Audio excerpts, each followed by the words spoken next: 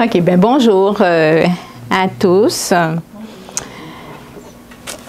Je vous souhaite un agréable sabbat, une très agréable journée en ce jour tout spécial que Dieu a mis à part vraiment pour nous, pour passer un moment spécial avec nous.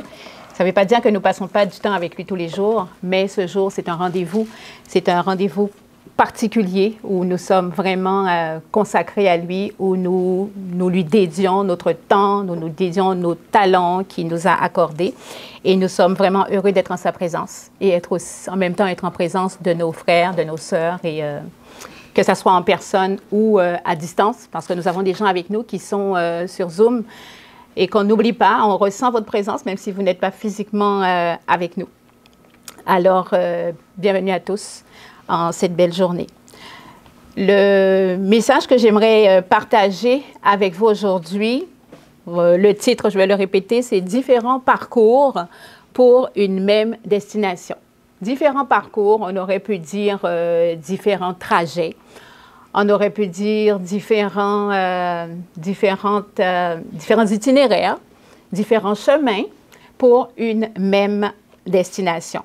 Donc, on peut passer par des endroits différents pour arriver à une même place. C'est de ça qu'il s'agit aujourd'hui. Nous allons voir de quelle place il s'agit. C'est quoi cet endroit qui est commun au voyage de chacun. Je vais faire le parallèle avec nos voyages terrestres. Est-ce qu'il y en a parmi vous qui êtes déjà partis en voyage? Jean-Pierre me dit non, je suis sûre que tu es déjà parti en voyage. Partir en voyage, ce n'est pas seulement prendre l'avion pour aller quelque part. On peut voyager en avion, oui, on peut voyager aussi en train, on peut voyager en voiture. Certains même ont voyagé à pied. Je connais des gens qui sont partis vraiment d'un pays à un autre parce qu'ils étaient réfugiés. Il y avait la guerre chez eux. Ils ont dû quitter leur pays, puis ils l'ont fait à pied. Donc, voyager, ce n'est pas seulement prendre l'avion. C'est se déplacer d'un endroit pour aller demeurer quelque temps dans un autre endroit. Donc, le voyage, on voit que c'est un déplacement. Donc, on se déplace. Se déplacer, ce n'est pas une finalité. C'est partir d'un point A pour se rendre dans un point B, mais le voyage en tant que tel, c'est juste un déplacement. Ce n'est pas une finalité. Lorsqu'on voyage, le plaisir n'est pas dans le voyage, puis le but du voyage, ce n'est pas le voyage. Le voyage, c'est juste le parcours.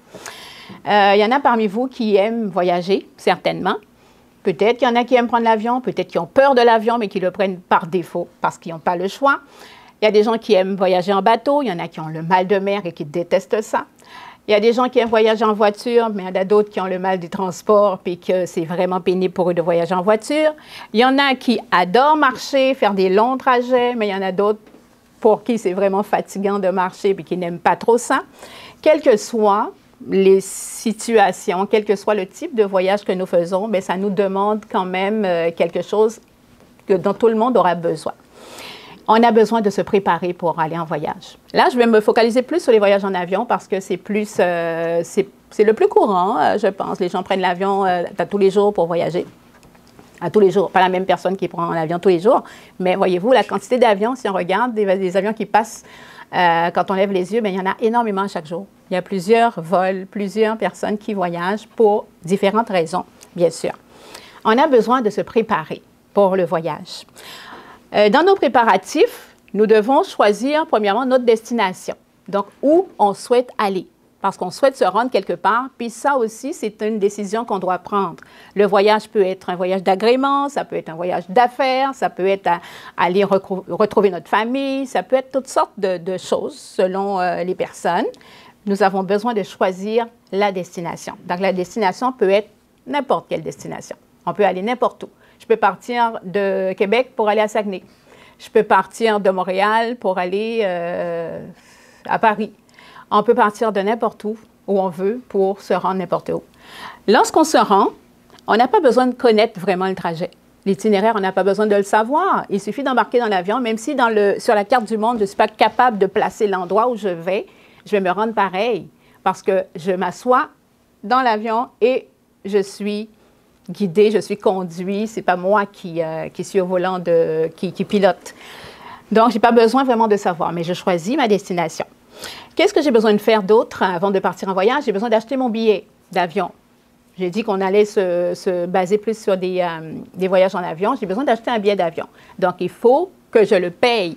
Donc, il faut que je fasse attention à mon budget. Est-ce que j'ai suffisamment d'argent pour aller là où je veux me rendre, pour pouvoir acheter mon billet d'avion parce qu'il n'est pas gratuit. Ensuite, j'ai besoin de faire mes bagages. Il y a des gens qui aiment voyager léger, donc je vais penser peut-être, je vais prendre juste un petit bagage de cabine, mais en prenant juste un bagage de cabine, je vais être restreint dans ce que je vais apporter parce que, notamment, je n'ai pas beaucoup de place, mais en plus, il y a des affaires que je n'ai pas le droit d'apporter en cabine, notamment des liquides. Donc, je vais faire attention, puis je vais préparer mes bagages, je vais faire ma valise. Ça demande un certain temps parce qu'on fait penser à tout ce dont on aura besoin arrivé à destination. Qu'est-ce que je vais faire encore? Je vais penser qu'en voyage, il nous arrive souvent des péripéties. Est-ce que ce sont nos choix, les péripéties? Je ne pense pas. Je ne pense pas qu'il y a quelqu'un qui prévoit « Ah oui, j'ai envie qu'il m'arrive des pépins en voyage, j'ai envie de passer à travers plein de problèmes et des difficultés, ça va être le fun. » Non, je pense que quand on voyage, on a envie que ça se passe bien, mais les péripéties sont parfois incontournables, indésirables. Mais on passe par là, même si ce ne sont pas nos choix. Donc, ça m'est arrivé récemment, je reviens de voyage, ça fait pas longtemps, puis j'ai vécu quelques péripéties, comme par exemple, à un moment donné, j'ai raté ma correspondance, donc il a fallu attendre le lendemain pour reprendre un autre avion pour me rendre là où je devais me rendre. Puis, à un moment donné aussi, où j'ai pris le bateau est parti d'une île pour aller dans une autre, puis finalement, ils ont annoncé qu'on devait retourner dans l'île parce qu'il y a 2 passagers qui ont oublié d'embarquer. À notre retour, encore en bateau, même chose, on venait de quitter une île, puis on nous a annoncé encore qu'on devait retourner là où on était parce qu'il y a une passagère qui avait oublié de débarquer. Toutes sortes de choses, en fait, c'est les péripéties du voyage. Et dans tout ça, nous avons des gens avec nous. Pendant le voyage, on rencontre des gens, ce sont nos compagnons de voyage. Parfois, on leur parle, parfois, on ne leur parle pas.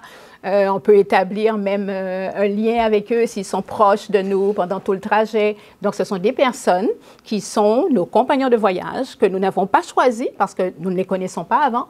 Ils sont avec nous sur le même vol, mais nous n'avions jamais vu auparavant ces personnes-là. Mais nous sommes amenés à les côtoyer, ne serait-ce que quelques heures. Pourquoi je parle de voyage autant? C'est parce que je veux faire un parallèle entre les voyages terrestres que nous organisons tous les jours et notre vie, qui est aussi un voyage terrestre, mais à une autre échelle. Je veux comparer notre vie à un voyage. En quoi notre vie ressemble à un voyage? Alors, lorsque nous allons partir en voyage à partir de notre naissance, notre voyage commence à ce moment-là.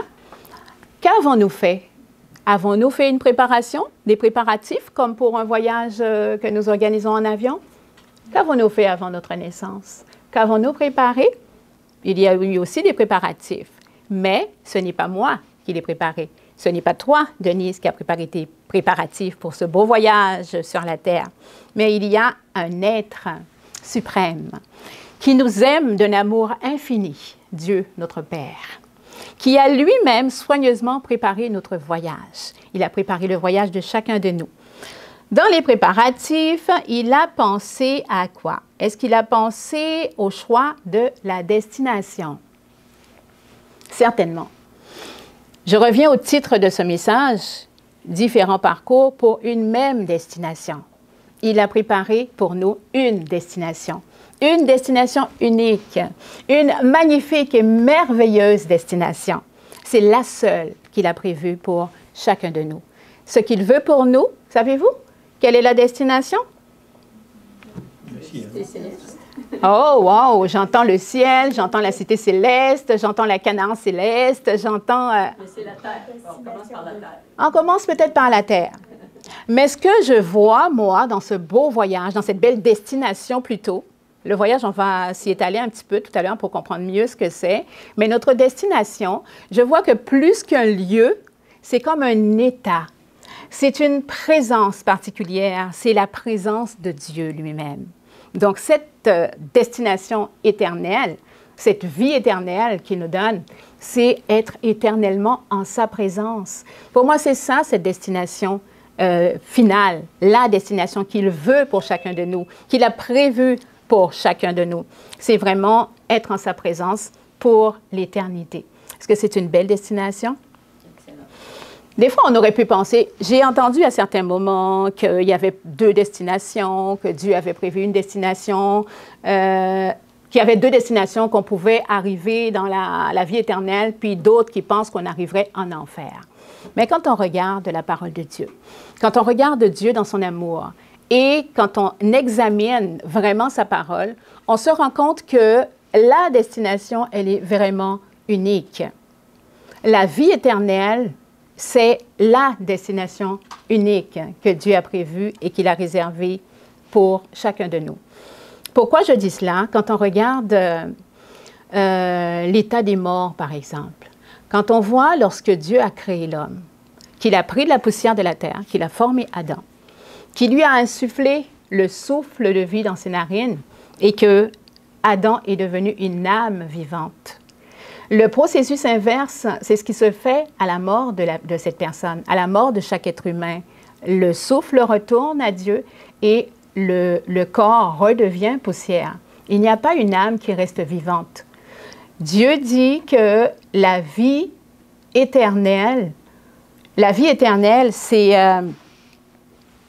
elle est donnée, mais il n'y a pas de mort, il n'y a pas une mort qui est éternelle, ce serait comme une vie éternelle dans l'enfer, comme on dit. En fait, ce serait la vie toujours.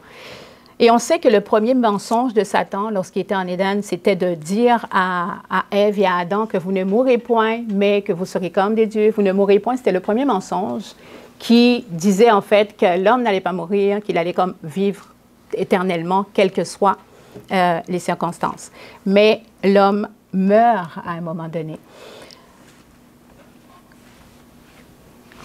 Lorsque je reviens encore à ces préparatifs de voyage, on voit que le choix de la destination, c'est la seule destination qui est la vie éternelle, qu'on peut aussi appeler la Canaan céleste. Après ça, l'achat des billets. Est-ce que Dieu a acheté des billets d'avion pour nous, pour qu'on puisse avoir la vie éternelle? A-t-il acheté un billet pour nous? Est-ce que ça a coûté quelque chose? Ça a coûté un prix? Ça a coûté son Fils. Il a donné son Fils. Il a donné son Fils unique afin que quiconque croit en lui ait la vie éternelle. Il ne périsse point, mais qu'il ait la vie éternelle. Puis là encore, on voit beaucoup de choses dans ce verset. On voit que pour qu'on ne périsse point, mais pour qu'on ait la vie éternelle. Ça veut dire que, contrairement à la vie éternelle, on peut périr. Périr, ce n'est pas vivre éternellement en enfer. Périr, c'est mourir et disparaître totalement. Dieu a donné son Fils, donc il a payé le prix. Le voyage a été payé pour que nous puissions avoir la vie éternelle, en la personne de Jésus lui-même. Les bagages, est-ce que Dieu nous prépare aussi des bagages? Pensez-vous qu'il nous prépare des bagages pour notre beau voyage sur la terre? Amen. Certainement qu'il nous prépare des bagages. Qu'est-ce qu'il nous donne? Alors, la foi. Ça, c'est vraiment, Alain, tu as répondu vraiment, le bagage par excellence qu'il nous donne, c'est la foi. Avant ça, c'est sûr qu'il nous donne des dons, il nous accorde des talents, il nous met des personnes autour de nous, comme nos compagnons de voyage, qui commencent par nos parents, ensuite ça va être des amis, ça va être des connaissances, ça va être des collègues de travail, puis toutes les personnes qu'on va rencontrer sur notre route, dans notre vie, ça va être des compagnons de voyage. Mais le don par excellence, le bagage par excellence que Dieu accorde à chacun de nous, c'est la foi. Il a donné à chacun une mesure de foi. Donc, il ne nous a pas laissé comme ça partir sans rien, mais il nous a armés, il nous a donné ce qu'il fallait. Et c'est cette mesure de foi. Cette mesure de foi qu'il nous donne, c'est à chacun de nous de savoir à ce moment-là ce que nous allons en faire de cette mesure de foi. Est-ce que nous allons l'alimenter, cette foi? Allons-nous la faire grandir ou allons-nous l'étouffer et la faire taire? On entend autour de nous des personnes qui disent que ben, mes parents, ils croyaient en Dieu, ils m'ont parlé de Dieu, mais moi, c'est pas mon truc. Mais quand même, les parents leur ont quand même parlé de Dieu. Il y a des personnes qui n'en ont peut-être jamais entendu parler de la part de leurs parents, mais qui l'ont entendu d'une manière ou d'une autre. Surtout maintenant, en 2024 maintenant, avec toutes les technologies de l'information que nous avons, je ne pense pas qu'il y ait quelqu'un qui n'ait pas entendu parler de Dieu. En tout cas, dans notre civilisation à nous, dans nos pays, je ne pense pas qu'il y en ait qui n'aient jamais entendu parler de Dieu. Quand on va même dans des endroits retirés, des endroits éloignés où il n'y a pas de télé, pas de radio, pas d'Internet ou quoi que ce soit, la nature révèle le Créateur. Donc, Dieu se révèle de toute façon à chacun, vraiment à chacun de nous. Et cette mesure de foi que Dieu a mis dans le cœur de chacun, nous avons tous la possibilité de la nourrir, cette foi. Nous avons la possibilité de l'enrichir, que ce soit par l'étude de sa parole, quand nous avons la parole à notre disposition. Ça peut être simplement en faisant, à chaque jour, en étant attentif à ce qui se passe autour de nous. Savez-vous que Dieu nous donne des signes qui se manifestent et qui nous parlent d'une manière ou d'une autre? Il nous communique, il communique avec nous et il nous parle. Et si nous sommes attentifs, nous pouvons comprendre ce qu'il nous dit. Nous pouvons saisir des messages qu'il nous apporte parce que Dieu nous parle. Donc, nous avons tous cette mesure de foi, mais c'est à nous de savoir vraiment, de faire le choix, en fait, de ce que nous allons en faire. Quand je parle de choix, ce que je veux dire, c'est que Dieu nous a créés avec un libre arbitre. Ça veut dire que tous les jours, ce que nous allons vivre comme événement, ça va être... il y aura toujours des choses qui dépendront de nous. Nous aurons toujours la possibilité de choisir, en fait. À tous les jours, nous aurons la possibilité de prendre des décisions. Dieu, il connaît d'avance la longueur de notre vie. Il sait d'avance tout ce qui va se passer. On sait qu'il est omniscient, n'est-ce pas? Donc, il sait d'avance ce qui va se passer dans notre vie. Ça ne veut pas dire que c'est lui qui contrôle tout et qui prend des décisions à notre place, parce qu'il n'a pas fait de nous des robots, mais il a fait de nous des personnes qui avons le libre arbitre. Donc, à chaque jour, nous avons des choix à faire pour que notre vie ressemble à quelque chose ou à quelque chose d'autre, en fait. Nous sommes un peu responsables de ce qui nous arrive dans notre vie. Nous sommes très responsables même de ce qui nous arrive dans notre vie, parce que les choix que nous faisons déterminent beaucoup ce qui nous arrive et ce que finalement nous arrivons à avoir. Chacun a sa vie, chacun a son expérience, chacun a son parcours. Nous n'avons aucune raison d'envier ou de jalouser ce que quelqu'un d'autre vit. Ce que quelqu'un a reçu comme bagage à la naissance, ce n'est pas forcément ce que quelqu'un d'autre a reçu. On a tendance à se comparer en tant qu'humain. On a tendance à regarder l'enfant du voisin. Quand on regarde, mon enfant, il a, je ne sais pas moi, il a 20 ans, puis il n'a pas terminé son secondaire, ça a été difficile pour lui. Puis je regarde la voisine, son fils, il a 18 ans, puis il est déjà rendu à l'université. Puis on a tendance des fois à faire ça, à regarder un petit peu puis à se comparer. Il y en a qui voient que, ils ont déjà un certain âge, puis ils ont l'impression qu'ils n'ont encore rien réalisé dans leur vie, alors qu'ils voient qu'il y en a d'autres qui ont déjà construit des maisons, qui ont déjà bâti des entreprises. Puis on a tendance à se comparer. On n'a pas à se comparer à qui que ce soit, parce que chacun a sa vie, chacun a ses expériences, et ça n'a aucune importance ce que quelqu'un a vécu ou ce que quelqu'un d'autre aurait vécu, que ça soit différent. Il n'y a pas de quelqu'un qui a quelque chose de supérieur à un autre. À chacun sa vie. Et nous devons nous contenter de ce que nous avons vécu. Parce que notre vie n'est pas le fruit du hasard. Lorsque Dieu a préparé notre voyage, il avait vraiment des plans et des projets pour chacun de nous. Et les projets qu'il a formés pour nous, ce sont des projets de paix et non de malheur. Que des beaux projets pour chacun de nous. Des fois, dans les choix que nous faisons, nous nous alignons sur ce qu'il a prévu pour nous. Mais des fois aussi, lorsqu'on a tendance à regarder un petit peu à droite, regarder à gauche, regarder ce que l'autre fait, regarder ce que l'autre a ou n'a pas, on a tendance à se détourner un petit peu du plan parfait que Dieu a tracé déjà pour nous. Ça ne veut pas dire qu'il nous dirige comme des robots, mais il a tracé un plan pour nous, il a tracé un chemin pour que nous puissions suivre et nous pouvons, en étant attentifs, et en le consultant régulièrement par la prière, par la communion avec lui, par la méditation de sa parole, nous pouvons nous aligner vraiment sur ce qu'il a tracé pour nous. Mais ne regardons pas autour. Restons concentrés sur notre vie qui est vraiment personnelle. C'est notre vie que Dieu a pour nous. Ce qu'il a tracé pour nous comme chemin, c'est le nôtre. C'est vraiment personnel et individuel. La relation que nous avons avec Dieu, c'est notre relation basée sur nos expériences personnelles avec lui. J'aimerais prendre avec vous un verset de 1 Pierre, chapitre 2, verset 11. 1 Pierre 2, verset 11 qui dit « Bien-aimés, je vous exhorte, comme étrangers et voyageurs sur la terre, à vous abstenir des convoitises charnelles qui font la guerre à l'âme. Nous sommes comme des étrangers et voyageurs sur la terre. Ne nous attachons pas aux choses de la terre. Nous sommes dans le monde, mais nous ne sommes pas du monde. » Ce qui arrive, ce que nous voyons autour de nous, tout ce qui fait plaisir aux humains, tout ce qui a l'air important, tout ce qui fait la gloire des hommes, ce n'est pas ça qui fait la gloire de Dieu.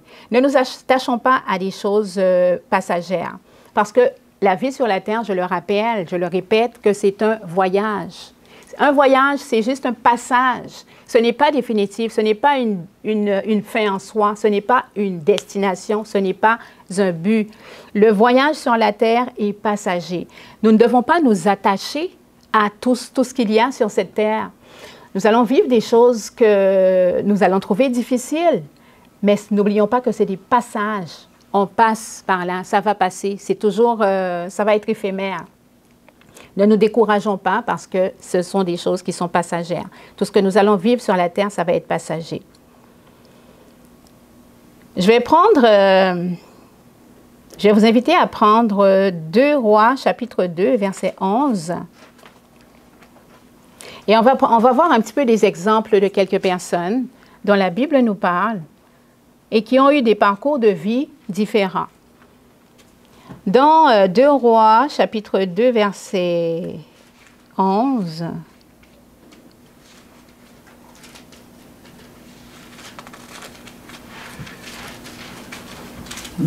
est-ce que quelqu'un veut me le lire? 2 Rois 2, 11.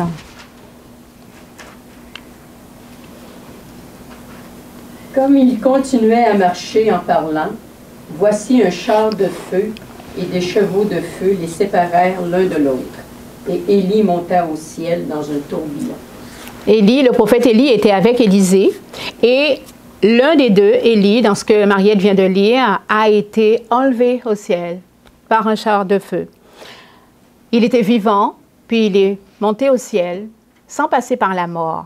Ça, c'est un exemple de personne qui est passé de la vie sur terre à la vie au ciel, mais sans passer par la mort. Il y a aussi Enoch qui a marché avec Dieu.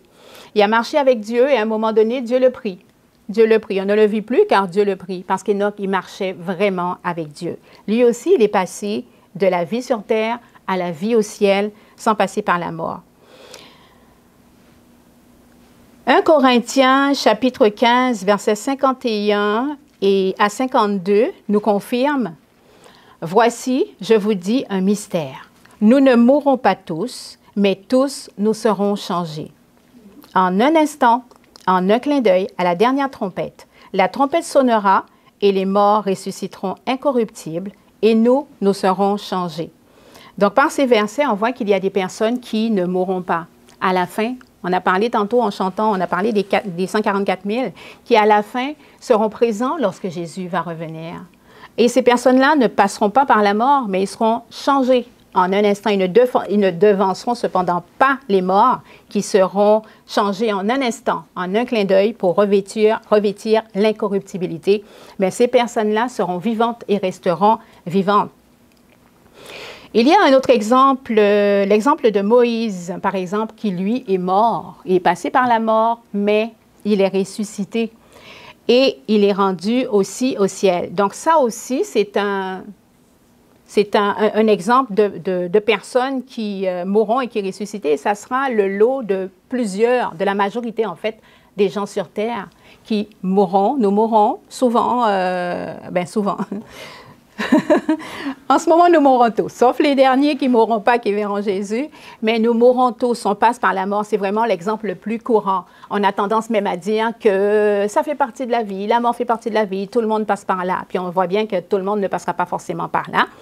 Mais l'exemple de Moïse, c'est celui que nous allons vivent la plupart d'entre nous et que nos parents, nos arrière-grands-parents ont déjà vécu, c'est celui qui est mort et qui est ressuscité. Quand on regarde dans Matthieu 17, versets 2 et 3, c'est l'histoire qui relate la transfiguration. Jésus, il fut transfiguré devant eux, son visage resplendit comme le soleil et ses vêtements devinrent blancs comme la lumière. Et voici, Moïse et Élie leur apparurent, s'entretenant avec lui. Donc, on voit les deux, Moïse, qui est mort et qui est ressuscité, Élie, qui n'est pas passé par la mort, les deux sont venus avec Jésus, au moment où Jésus avait besoin d'encouragement pour subir ce qu'il allait vivre après comme moment extrêmement difficile. Dans la vie, nous avons des parcours différents. Notre voyage sur Terre peut être très pénible. Et tantôt lorsque je parlais de nos voyages en avion et que j'ai parlé des péripéties de voyage, de tous ces inconvénients qui arrivent, des choses qui ne dépendent pas de notre volonté, mais qui nous arrivent quand même, on peut les comparer dans notre vie sur Terre, le voyage sur la Terre, on peut les comparer à nos épreuves que nous allons vivre. Qui souhaite vivre des épreuves? Je ne pense pas qu'il y a quelqu'un qui veut vraiment, puis qui demande « Ah oui, j'ai envie de passer par des épreuves, j'ai envie de souffrir ». Je ne pense pas qu'on le réclame. Je ne crois pas non plus que Dieu décide de nous faire passer à travers des épreuves. Cependant, Dieu est capable de transformer le mal en bien. Il est capable d'utiliser les épreuves que nous traversons, par lesquelles nous passons, pour pouvoir nous fortifier, pour pouvoir nous rendre plus forts, pour pouvoir aussi nous permettre lorsque nous passons à travers des choses, ça nous permet d'être plus forts après, de pouvoir encourager d'autres, hein, parce que nous sommes passés par des moments difficiles. Ça nous rend plus solides. Les épreuves de la vie, par contre, il y a une bonne nouvelle avec ça, c'est qu'on sait que personne ne sera tenté au-delà de ce qu'il peut supporter. 1 Corinthiens 10, verset 13 nous le montre. Si vous prenez vos Bibles dans 1 Corinthiens 10, verset 13, vous lirez que « Aucune tentation ne vous est survenue qui n'a été humaine, et Dieu qui est fidèle ne permettra pas que vous soyez tentés au-delà de vos forces, mais avec la tentation, il préparera aussi le moyen d'en sortir, afin que vous puissiez la supporter. » Il y a un autre verset que j'aime beaucoup, qui me prouve aussi que Dieu est tellement bon et tellement attentif à nous et à ce que nous vivons, dans ce qui nous arrive, il met toujours une limite. C'est 2 Corinthiens 4, versets 8 et 9 qui dit « Nous sommes pressés de toute manière, mais non réduits à l'extrémité. Dans la détresse, mais non dans le désespoir. Persécutés, mais non abandonnés. Abattus, mais non perdus. » Ça veut dire que Dieu met toujours la limite. Il s'assure que, quel que soit ce à quoi nous allons passer, souvent par notre propre faute, souvent parce que nous avons fait des mauvais choix, mais il fait toujours attention pour que ça ne soit jamais trop pour nous. Donc, il met toujours une limite, il vient toujours nous arranger ça, il vient toujours nous délivrer et nous sauver de toutes les situations par lesquelles nous passons. J'ai envie de vous faire un petit témoignage de ce que j'ai vécu par rapport à tout ça, par rapport à la vie, parce que je me suis posé des questions par rapport à la vie durant mes vacances. Je suis allée en Martinique, principalement cette année. Vous savez que je viens de la Guadeloupe, Serge vient de la Martinique. On est allé principalement en Martinique cette année parce qu'il venait de perdre son père, puis sa mère était malade, puis on voulait vraiment être avec elle et la soutenir. Je me suis dit, c'est pas grave, ma famille, je les verrai un petit peu, c'est pas grave. L'important, c'est d'être avec ceux qui en ont besoin. Donc, c'était vraiment prévu que je passe plus de temps en Martinique. Donc, on est resté plusieurs jours, vraiment beaucoup plus de jours là qu'ailleurs. Puis, j'ai eu le privilège, j'appelle ça vraiment un privilège, de pouvoir accompagner ma belle-mère pour ces derniers jours. Au début, on ne savait pas que c'était ces derniers jours. On était là, on s'est dit, bon, on va la réconforter, on va être présent pour elle, pour la fortifier, mais on ne pensait pas que c'était ces derniers jours. Puis, lorsque nous sommes partis en Guadeloupe quelques jours, puis que nous sommes revenus, c'est là que j'ai compris que c'était la fin, qu'elle allait vraiment vers la fin. Puis c'est la première fois que je vis ça. C'est la première fois que j'ai l'occasion d'accompagner quelqu'un puis d'être auprès de quelqu'un qui est vraiment à la fin de sa vie. Je n'avais jamais vécu ça et je l'ai pris comme un privilège. Pour moi, c'était comme un cadeau quelque part de me permettre d'être présente pour la fin de la vie d'une personne. Surtout que ce n'était pas n'importe qui. Ben, déjà émotionnellement, pour moi, ce n'est pas n'importe qui. C'est une personne qui a été toujours formidable pour moi, que j'aimais énormément et qui était pour moi une personne extraordinaire. Mais surtout, c'est un exemple et un modèle de foi. Pour moi, c'était beau de voir ça. C'est un modèle de foi. Quand j'ai parlé tout à l'heure des péripéties du voyage, puis j'ai parlé des épreuves de la vie. Elle a eu des épreuves dans sa vie. Elle a perdu 2 fils. C'est dur de perdre un enfant. Mais perdre 2 enfants, imaginez à quel point ça peut être difficile. Elle a perdu 2 enfants, mais elle a tenu bon. Elle a tenu ferme et elle est restée vraiment, toujours, elle a gardé la foi. Et lorsque les personnes venaient lui rendre visite après les décès de ses enfants, c'est elle qui les encourageait. Les gens étaient bien étonnés de voir, mais on est venu là pour la réconforter, puis c'est elle qui fortifie, c'est elle qui avait toujours des mots d'encouragement, puis elle la réconfortait, puis elle fortifiait les gens, même dans les moments les plus difficiles. Pour moi, c'est un exemple et un modèle de foi.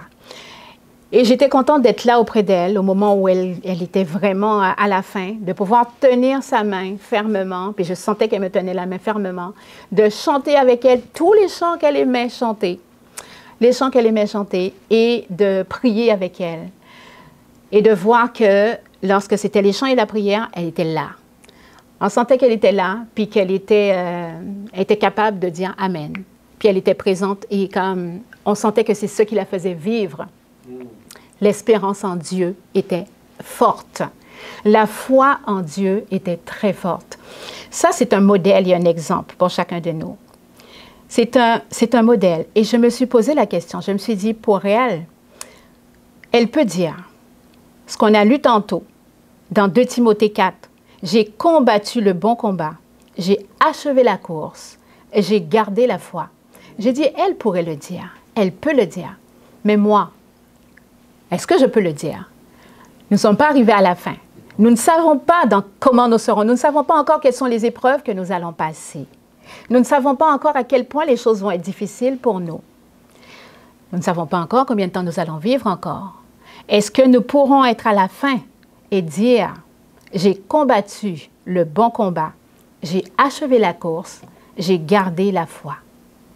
Quand on regarde autour de nous et que je vois des personnes qui étaient chrétiennes auparavant, qui étaient à l'église, qui croyaient en Dieu, puis à un moment donné, il s'est passé des choses, puis finalement on se lasse, puis ils laissent tomber tout ça, ils se tournent vers les plaisirs du monde, ils se tournent vers leur carrière, ils se tournent vers toutes sortes de choses qui sont passagères sur cette terre.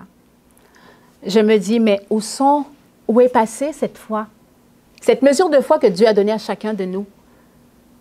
Qu'est-ce qu'on en a fait? Qu'est-ce qu'on en fait? Qu'est-ce que nous en faisons, nous, aujourd'hui? Il faut l'entretenir. Parce que ce n'est pas au moment de la détresse, au moment où les choses difficiles arrivent, que si nous ne l'avons pas entretenu, que cette foi va apparaître. Au contraire, lorsque les épreuves arriveront, ben nous laisserons tout tomber parce que nous ne l'aurons pas entretenu.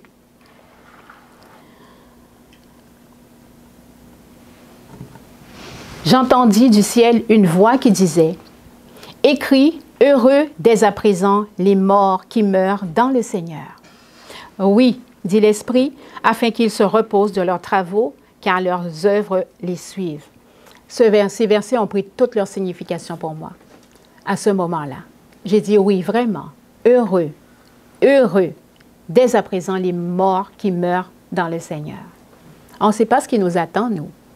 Mais quand tu es sur ton lit de mort, en paix, parce qu'on pouvait voir la paix sur son visage, Amen, a été son dernier mot prononcé. Amen. On voyait la paix sur son visage et je me dis, c'est une belle mort. C'est une belle mort parce que tes œuvres te suivent. Parce que cette mort, c'est rien, ce n'est rien. C'est un sommeil en attendant le retour de notre Seigneur Jésus. Comment toutes ces choses sont possibles? Comment pouvons-nous achever notre course? Comment pouvons-nous combattre le bon combat? C'est par la foi. Et j'aimerais lire avec vous, je n'ai pas noté les versets, mais je prends ma Bible dans Hébreux 11, que vous connaissez sûrement tous. Hébreux 11 qui définit la foi, qui dit ce que c'est que la foi, et qui nous mentionne plein de monde des personnes qui ont eu la foi et qui peuvent être des exemples et des modèles pour nous. Hébreux 11, verset 5 qui dit « C'est par la foi qu'Enoch fut enlevé, pour qu'il ne vit point la mort, et qu'il ne parut plus parce que Dieu l'avait enlevé. Car avant son enlèvement, il avait reçu le témoignage qu'il était agréable à Dieu. Or, sans la foi, il est impossible de lui être agréable, car il faut que celui qui s'approche de Dieu croit que Dieu existe et qu'il est le rémunérateur de ceux qui le cherchent. » On a parlé tantôt d'Enoch qui est passé de la vie à la vie, sans passer par la mort. C'est par la foi qu'Abraham, lors de sa vocation, ça c'est au verset 8, lors de sa vocation, obéit et partit pour un lieu qu'il devait recevoir en héritage et qu'il partit sans savoir où il allait. C'est par la foi qu'il vint s'établir dans la terre promise comme dans une terre étrangère, habitant sous des tentes, afin qu'Isaac et Jacob, les cohéritiers de la même promesse, car il attendait la cité qui a de solides fondements. Au verset 13, un petit peu plus loin, c'est dans la foi qu'ils sont tous morts, sans avoir obtenu les choses promises, mais ils les ont vus et salués de loin, reconnaissant qu'ils étaient étrangers et voyageurs sur la terre. Et là, ça me fait penser à Moïse, n'est-ce pas? Moïse qui devait conduire le peuple vers la terre promise. Dieu lui avait promis, c'était une promesse, c'était la terre promise. Donc, on imagine que Dieu lui avait bien fait la promesse, qu'il allait rentrer en Canaan. C'était la terre promise. C'est lui qui conduisait le peuple. Mais à un moment donné, au dernier moment, Moïse a fait une erreur. Puis Dieu lui avait donné l'ordre pour abreuver le peuple, lui avait donné l'ordre de parler au rocher. Et Moïse a frappé le rocher. Parce qu'à un autre moment, Dieu lui avait demandé de frapper le rocher. Mais à ce moment, l'ordre, c'était de parler au rocher, et Moïse a frappé le rocher. Mais Dieu lui a dit, tu n'entreras pas dans la terre promise. Mais Dieu lui a fait voir, lui a fait contempler de loin. Il a vu quand même la terre promise. Et là où on voit que Dieu est infiniment bon, il ne tient pas compte seulement de nos péchés puis de nos œuvres. C'est par la foi que nous héritons de la vie éternelle. C'est par la foi, ce n'est pas par nos œuvres. Même s'il a fait une erreur, Dieu lui a montré la Canaan terrestre et Dieu lui a donné la Canaan céleste. Amen. Dieu lui a donné la vie éternelle. Dieu lui a donné la résurrection. Il l'a emmené avec lui. Donc, on voit que, pour moi, c'est vraiment encourageant tout ça, de voir à quel point c'est la foi qui guide tout. Ce ne sont pas nos œuvres, parce que c'est Jésus qui a payé le prix. On a parlé du prix du billet, du prix du voyage, le prix que ça coûte. Dieu, il a donné son Fils. C'était ce prix qui a été payé pour nous. Nous n'avons aucun mérite. Nous n'avons aucun mérite. Quelles que soient les bonnes œuvres que nous allons faire, il n'y a rien qui va faire en sorte que nous allons mériter le salut. C'est par la foi. C'est par grâce que nous sommes sauvés au moyen de la foi. J'arrive donc à la fin en répétant le dernier verset qui a été mentionné au début dans 2 Timothée 4, verset 7. « J'ai combattu le bon combat, j'ai achevé la course, j'ai gardé la foi. » C'est ce que je souhaite à chacun de nous. Amen. Amen.